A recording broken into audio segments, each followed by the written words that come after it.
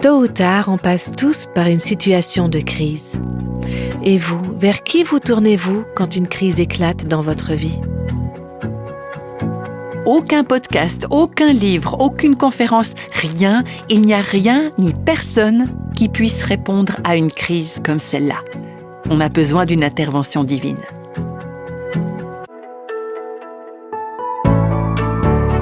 Vous écoutez Réveille nos cœurs. Aujourd'hui, on continue notre série Un souffle de vie et c'est déjà le 5e épisode. Dans cette série, on explore le 2e livre des rois et la dernière fois, on a découvert l'histoire d'une maman, on l'appelle la femme sunamite. Alors que son fils unique venait de mourir, elle était capable de dire « tout va bien ». Dans quelques instants, on va continuer cette série, mais pour commencer, j'aimerais partager avec vous le témoignage d'une auditrice. Elle a été très touchée par la paix intérieure que cette maman a montrée dans la situation catastrophique dans laquelle elle était. Voici ce que Rebecca nous a écrit. J'étais vraiment impressionnée en découvrant le témoignage de cette femme sunamite. Elle savait que la vie sert avant tout à glorifier Dieu. Quand on traverse des épreuves ou des périodes compliquées, on a tendance à oublier qu'il y a souvent un grand plan derrière tout cela. Et ce qui m'a marqué, c'est qu'elle a dit plusieurs fois « tout va bien ». Du coup, j'ai fait ce que vous aviez conseillé.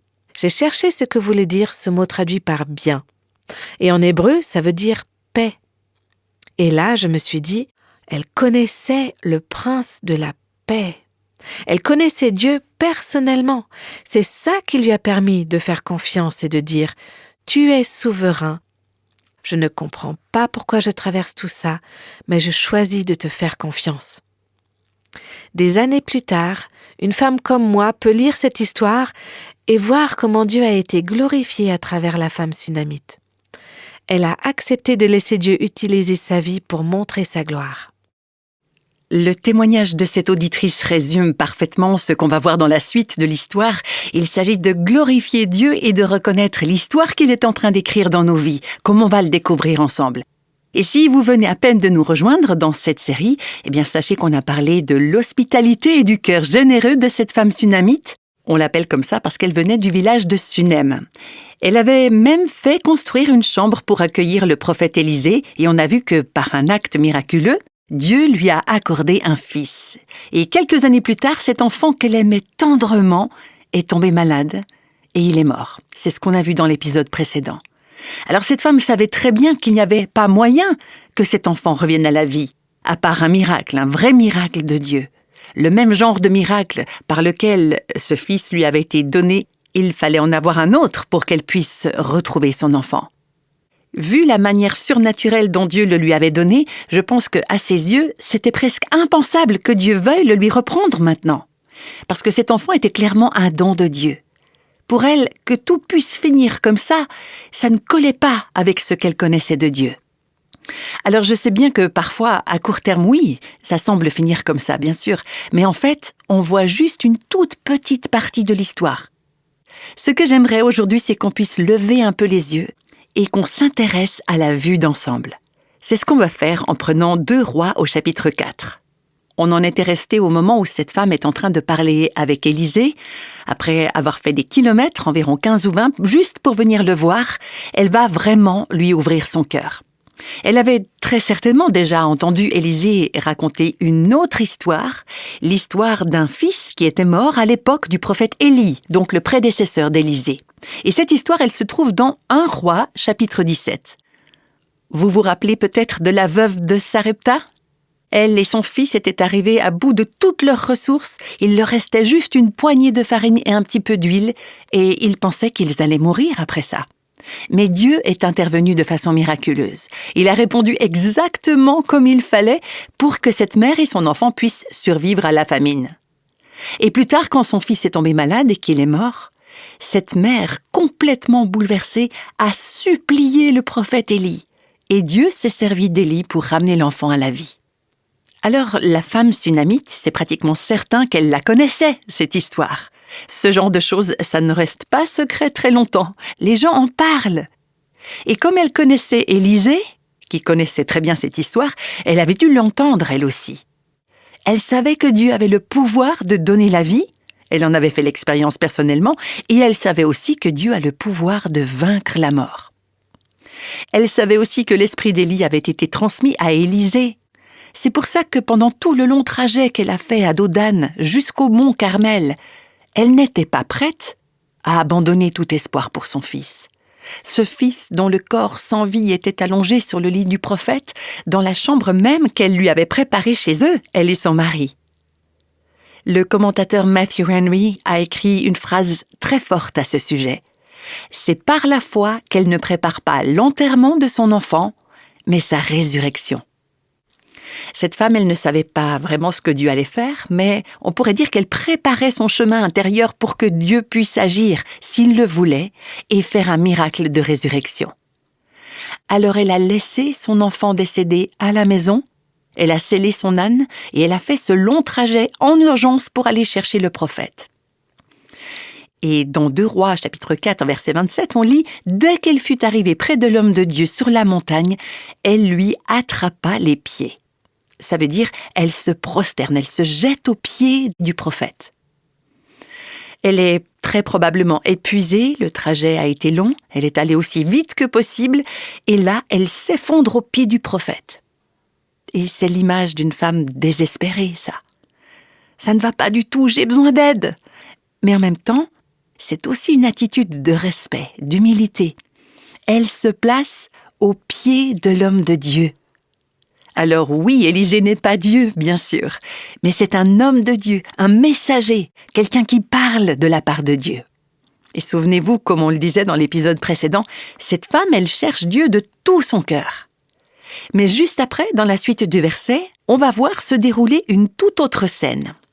Géasi, donc le serviteur d'Élisée, s'approcha pour la repousser. Géasi, il n'avait pas le même cœur qu'Élisée. Il n'avait pas le cœur de Dieu pour cette femme. Pour lui, elle représentait une gêne quelque part. « Oh, mais qu'est-ce qu'elle fait là? Elle nous dérange, elle vient perturber notre journée, elle nous interrompt. » Enfin, je ne sais pas exactement ce qu'il pensait, mais en tout cas, il a voulu l'écarter. À l'époque, les femmes n'étaient pas souvent respectées. Alors pour lui, c'est probablement une femme très émotive, peut-être même perçue comme un peu trop émotive, comme on entend dire parfois. Aujourd'hui, on dirait une femme compliquée.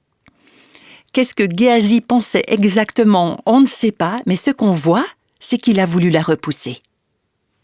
Quant à l'homme de Dieu, il a réagi autrement. Il a dit « Laisse-la, car elle est dans l'amertume, et l'Éternel me l'avait cachée. Il ne me l'a pas révélée. » Il y a vraiment un fort contraste entre ces deux hommes. Élisée, lui, c'était un vrai serviteur du Seigneur. Et quand on est un serviteur du Seigneur, on aime le peuple du Seigneur.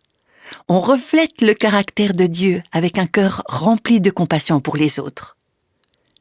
Géasi, lui, il n'avait pas du tout les mêmes dispositions d'esprit, et on le verra encore plus clairement dans le chapitre suivant, dans 2 Rois 5.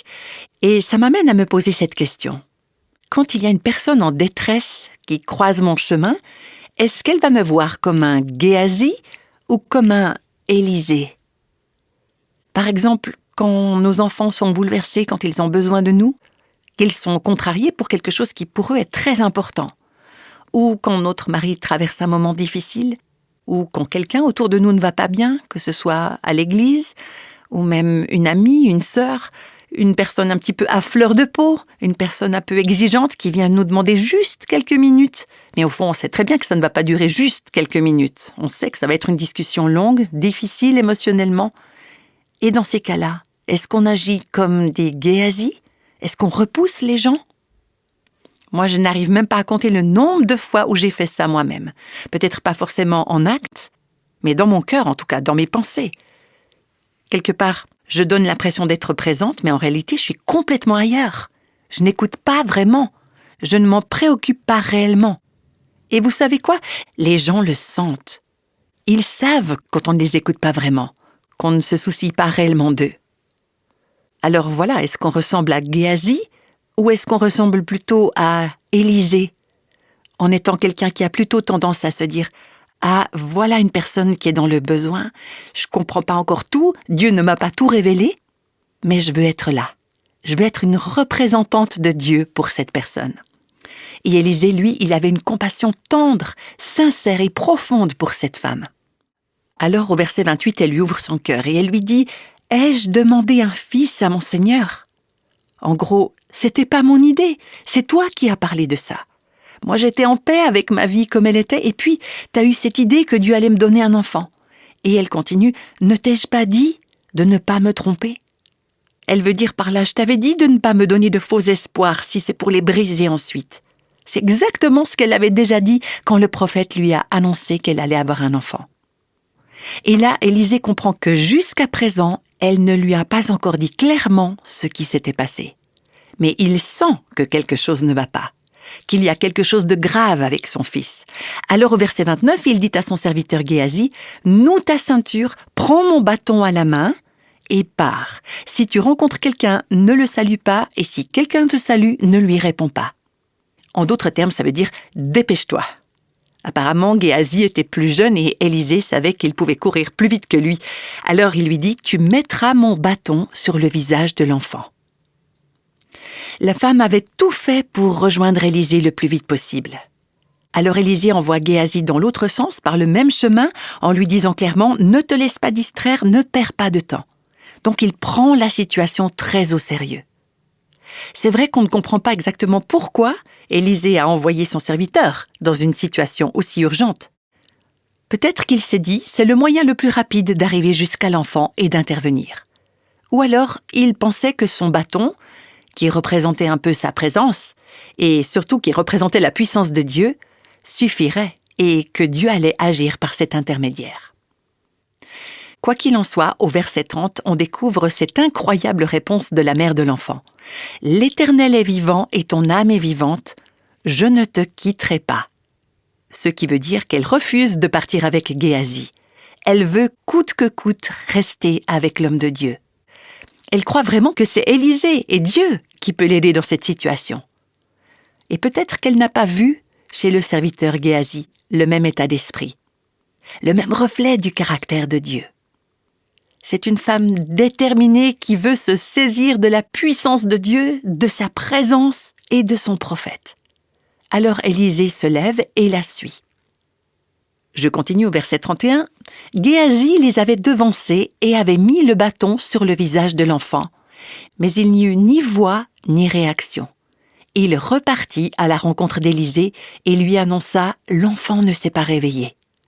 Autrement dit, l'enfant est mort. Il n'y a plus aucun signe de vie. Le bâton en lui-même, il ne servait à rien. C'était juste un bout de bois. Il ne pouvait rien faire de miraculeux sans la puissance de Dieu et sans l'autorité du prophète. Et pour moi, quelque part, c'est une image très forte de l'inutilité de nos efforts humains, de nos propres plans, de nos programmes à nous quand ils sont déconnectés de la présence et de la puissance de Dieu. Quand vous traversez une situation vraiment désespérée, il faut le dire clairement, aucun podcast, aucun conseiller, aucun livre, aucune conférence, rien, il n'y a rien ni personne qui puisse répondre à une crise comme celle-là, ni dans votre vie, ni dans la mienne. C'est là qu'on a besoin d'une intervention divine. On a besoin de la puissance de Dieu, on a besoin de sa présence. C'était vrai pour ce petit garçon qui avait perdu la vie, mais c'est tout aussi vrai spirituellement pour les enfants qui sont perdus loin de Dieu. Ces enfants qui vous tiennent à cœur, pour qui vous pleurez le soir quand vous vous endormez, en priant que Dieu les ramène à lui. Peut-être que vous avez tout essayé. Vous les avez emmenés à l'église, vous avez fait l'école à la maison, vous les avez emmenés à des conférences, vous les avez inscrits dans une école chrétienne, vous avez vu des conseillers, vous avez demandé de l'aide autour de vous, mais rien ne bouge. Je crois que c'est parce que, même si tout ça, c'est très bien, c'est très utile, ça n'a aucun pouvoir en soi. Ça ne peut pas produire de résultats à moins que Dieu lui-même n'intervienne de manière surnaturelle. Sans la présence et la puissance de Dieu, les efforts humains ne servent à rien. Si vous voulez voir Dieu restaurer le cœur d'une personne que vous aimez, de quelqu'un à qui vous tenez, sa présence et sa puissance sont indispensables. C'est ce qui se passe quand Élisée arrive à la maison de cette femme, dans les versets 32 et 33. Lorsqu'Élisée arriva dans la maison, il vit l'enfant mort couché sur son lit. Élisée entra, ferma la porte sur eux deux et pria l'Éternel. Et le mot qui est utilisé ici pour prier, il veut dire intercéder. Élisée se place entre l'enfant et Dieu, il s'accroche au trône de la grâce du Seigneur et il dit « On a besoin de toi, Seigneur, viens rendre la vie à cet enfant ». C'est ça le rôle d'un intercesseur, quelqu'un qui fait l'intermédiaire entre la personne qui est dans le besoin et Dieu.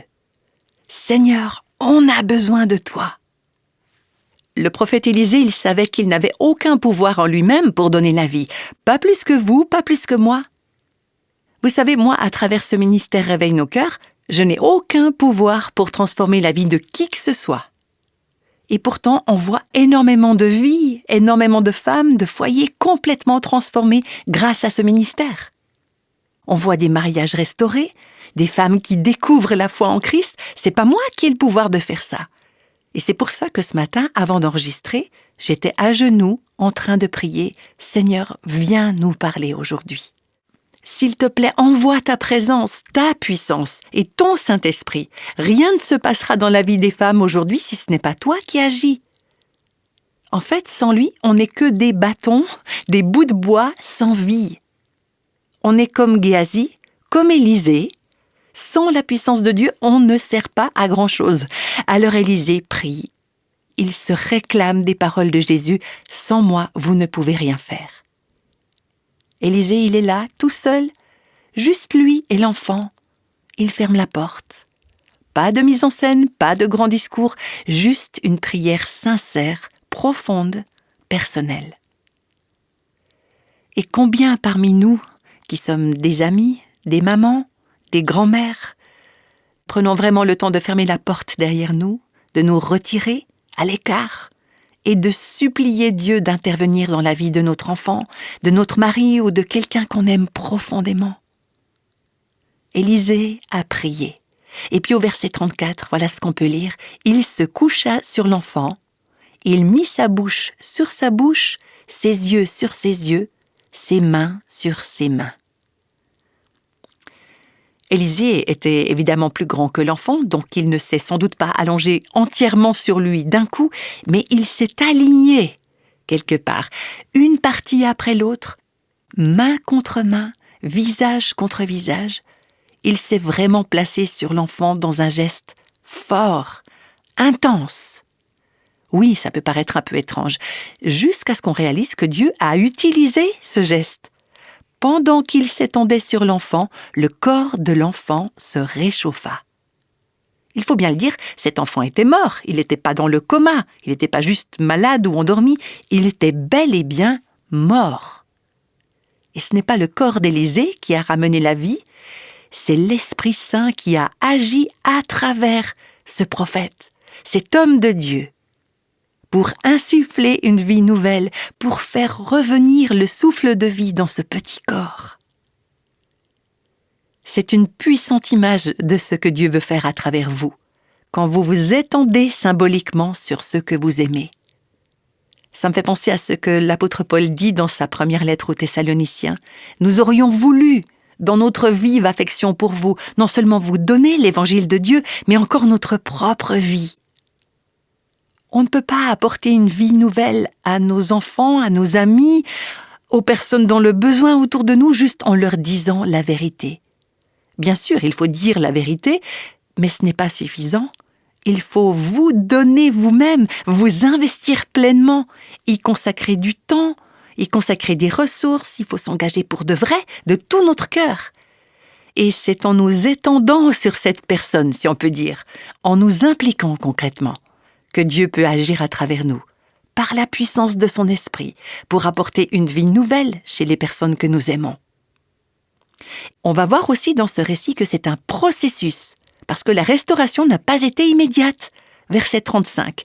Élisée s'éloigna, marcha de long en large dans la maison, et puis remonta s'étendre sur l'enfant. Alors, l'enfant éternua 7 fois avant d'ouvrir les yeux. On voit qu'il y a là tout un processus. Et il y a là de la persévérance.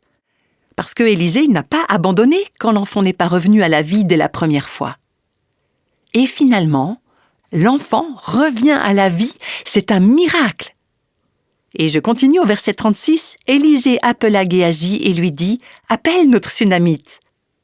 Géasi l'appela et elle vint vers Élisée qui dit « Prends ton fils ». Elle alla se jeter à ses pieds et se prosterna jusqu'à terre. Puis elle prit son fils et sortit. Moi, ce que j'aime particulièrement dans ce moment, c'est la toute première réaction de cette femme. On aurait pu croire que la première chose qu'elle allait faire, ce serait de courir vers son fils pour l'embrasser, n'est-ce pas? Mais non, elle se jette aux pieds du prophète. Et c'est là que tout avait commencé. Là, à ses pieds, quand elle le suppliait pour que Dieu intervienne. Et maintenant que Dieu l'a fait, elle retombe à ses pieds, mais cette fois, ce n'est plus du désespoir, c'est de la reconnaissance, c'est de l'adoration. Elle adore le Seigneur avant même de prendre son fils dans ses bras. La première fois qu'elle s'est jetée à genoux comme ça, elle était dans la détresse. Et maintenant, elle est à genoux dans la joie, dans la gratitude, dans l'allégresse. Elle revient pour remercier avant de repartir avec son enfant. Et ce beau récit de la Sunamite, aussi incroyable soit-il, il annonce une histoire encore plus grande et plus majestueuse encore. Vous savez, le village de Sunem, il se trouvait au pied du versant sud d'une colline appelée Morée. On l'appelle parfois le mont Morée, mais en réalité, il ne fait que 400 mètres de haut environ, donc c'est plutôt une colline. Et Sunem est juste à la base de cette colline, et c'est là, dans ce petit village, que ce miracle avec Élisée a lieu. Maintenant, à un peu plus de 3 kilomètres de Sunem, sur le versant nord de cette même colline de Morée, il y a un autre village qui s'appelle Naïn. Et si on avance dans le temps d'environ 900 ans, vous savez ce qui se passe? On peut lire ça dans l'évangile de Luc, chapitre 7, versets 11 à 15. Le jour suivant, Jésus alla dans une ville appelée Naïn. Ses disciples, en assez grand nombre et une grande foule, faisaient route avec lui. Lorsqu'il fut près de la porte de la ville, voici qu'on portait en terre un mort, fils unique de sa mère qui était veuve. Beaucoup d'habitants de la ville l'accompagnaient.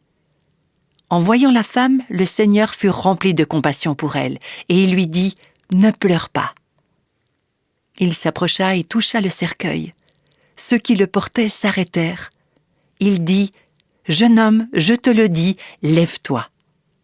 Et le mort s'assit et se mit à parler. Jésus le rendit à sa mère. On ne peut pas passer à côté des parallèles entre le miracle qui a eu lieu avec le fils de la femme sunamite dans 2 Rois chapitre 4 et celui qui s'est produit 900 ans plus tard, à seulement 3 kilomètres de là, dans le village de Naïn. Les 2 miracles ont eu lieu au pied de la même colline. Dans les 2 histoires, il y a un enfant mort, un fils unique, chéri de sa mère. Dans les 2 cas, c'est un fils qui représentait l'espoir de sa mère pour l'avenir de celle-ci, pour sa survie. À Sunem comme à Naïn, il y avait un homme de Dieu, un prophète. Et dans les 2 cas, l'enfant a été miraculeusement ramené à la vie. Dans 2 Rois chapitre 4, Élisée dit à la mère « Prends ton fils ». Et dans Luc chapitre 7, on lit « Jésus le rendit à sa mère ». Il y a tellement de similitudes entre ces 2 récits. Quand la foule autour de Jésus a été témoin de ce miracle, les gens n'ont pas pu s'empêcher de faire le lien avec ce qui s'était passé sur cette même colline, presque 900 ans plus tôt, avec le prophète Élisée qui était connu, qui était énormément respecté. Alors je crois que le ministère miraculeux d'Élisée était en fait une sorte d'avant-goût du ministère encore plus puissant de Jésus. Et après que Jésus a redonné la vie au fils de cette femme dans le village de Naïn, l'Écriture nous dit « Tous furent saisis de crainte et ils rendaient gloire à Dieu en disant « Un grand prophète a surgi parmi nous ».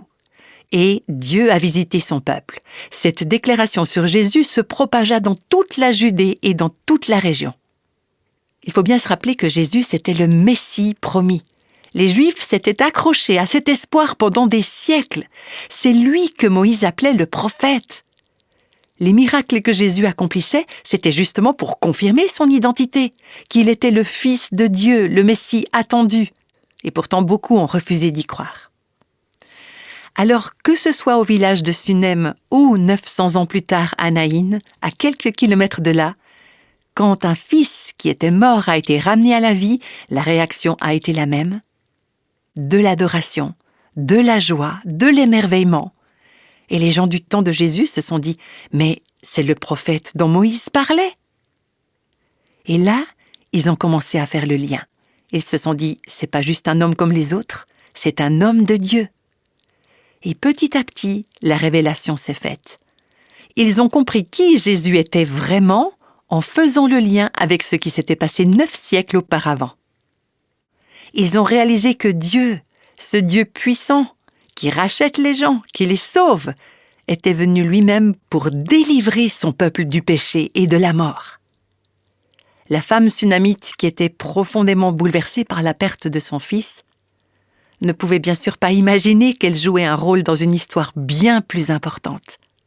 Elle ne pouvait pas savoir que Dieu était en train d'orchestrer les événements de sa vie pour annoncer Jésus 900 ans plus tard. Et même jusqu'à nous, aujourd'hui, alors qu'on étudie cette histoire et qu'on en parle encore. C'est important de se rappeler que notre vie, la vôtre, la mienne, elle ne se limite pas à ce qu'on peut voir ou vivre ici et maintenant. Nos vies s'inscrivent dans un grand récit de rédemption que Dieu est en train de dérouler à travers les âges pour glorifier son Fils et pour détruire les œuvres du diable, comme on peut le lire dans la première lettre de Jean au chapitre 3. Dans l'histoire de la résurrection du fils de la Sunamite, on voit une puissante préfiguration du thème de la résurrection, la promesse de la vie après la mort. La mort, c'est un ennemi redoutable, qu'on ne peut pas vaincre par nos propres forces. Mais ce miracle, dans le village de Sunem, démontre que Dieu a le pouvoir de faire revivre les morts. Il est le Dieu de la résurrection. Et en suivant de près l'histoire de cette femme sunamite, qu'est-ce qu'on remarque ? Une naissance miraculeuse, une mort soudaine et inattendue, puis un retour à la vie totalement surnaturel. Ça ne vous fait pas penser à quelqu'un ? Un autre fils, le Fils de Dieu qui lui aussi est né d'une manière miraculeuse, qui est mort d'une mort violente, une mort qu'il ne méritait pas, pour des fautes qu'il n'avait pas commises, et qui a été ressuscité par la puissance de Dieu. Et ce même Dieu, encore aujourd'hui, a toujours le pouvoir de faire revivre les morts. En fait, d'après ce que dit la Bible, si vous êtes enfant de Dieu, vous avez déjà vécu une résurrection. Voilà ce qu'on peut lire dans la lettre aux Éphésiens. « Quant à vous, vous étiez morts à cause de vos fautes et de vos péchés, mais Dieu est riche en compassion. À cause du grand amour dont il nous a aimés, nous qui étions morts en raison de nos fautes, il nous a rendus à la vie avec Christ. C'est par grâce que vous êtes sauvés. Il nous a ressuscités et fait asseoir avec lui dans les lieux célestes en Jésus-Christ. » Alors, cette histoire de la Sunamite, c'est aussi un encouragement pour vous, vous qui êtes maman, ou si vous avez des amis que vous aimez qui ne marchent pas dans les voies du Seigneur, c'est une invitation à vous accrocher à Dieu, à vous appuyer sur lui pour la vie spirituelle, pour cette vie éternelle, pour qu'il vienne racheter vos enfants, vos petits-enfants, vos amis, vos proches, tous ceux que vous aimez. Souvenez-vous que Dieu, lui, peut faire l'impossible. C'est ce qu'on lit dans Hébreux, chapitre 11, verset 35. C'est par la foi que des femmes ont retrouvé leur mort par la résurrection. Mais il faut se rappeler aussi que toutes n'ont pas revu leur enfant ici-bas. Le verset continue en disant « D'autres ont été torturées et n'ont pas accepté de délivrance afin d'obtenir une meilleure résurrection. » C'est important de garder une vision d'ensemble. Dieu est un Dieu qui rachète, un Dieu qui redonne la vie à ceux qui sont morts en Christ. Cette résurrection n'a peut-être pas lieu ici et maintenant, mais il y a une autre résurrection à venir, celle de ceux qui sont morts en Christ. Je continue la lecture. Le Seigneur lui-même a un signal donné à la voix d'un archange et au son de la trompette de Dieu, descendra du ciel, et ceux qui sont morts en Christ ressusciteront d'abord. L'enfant de la Sunamite est mort une seconde fois, tout comme Lazare après avoir été ressuscité. Mais cette histoire nous rappelle une chose essentielle, la mort n'est pas la fin en soi. Il y a la résurrection. Dieu va ressusciter celles et ceux qui meurent dans la foi. Et c'est pour ça que, après avoir parlé de la résurrection des morts en Christ, Paul nous dit « Encouragez-vous les uns les autres par ces paroles. »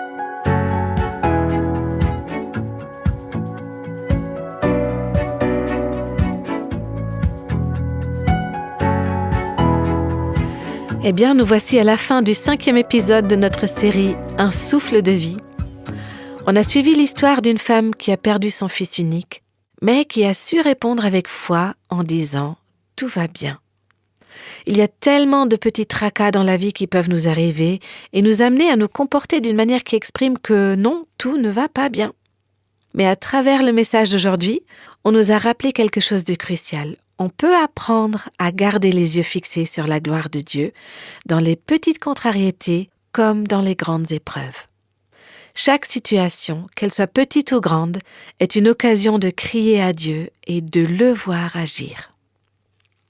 Il ne reste plus qu'un seul épisode de cette série et la prochaine fois, on va répondre à la question « Est-ce qu'il existe vraiment des hasards dans la vie ?» Je me réjouis de vous retrouver pour découvrir la réponse à cette question dans notre prochain épisode, ici sur Réveille nos cœurs. À très bientôt!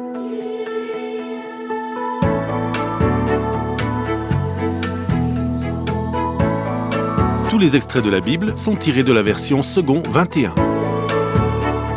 Réveille nos cœurs est le ministère francophone de Revive Our Hearts avec Nancy DeMoss Wolgemuth. Avec les voix de Christine Raymond et Jeannette Kosman.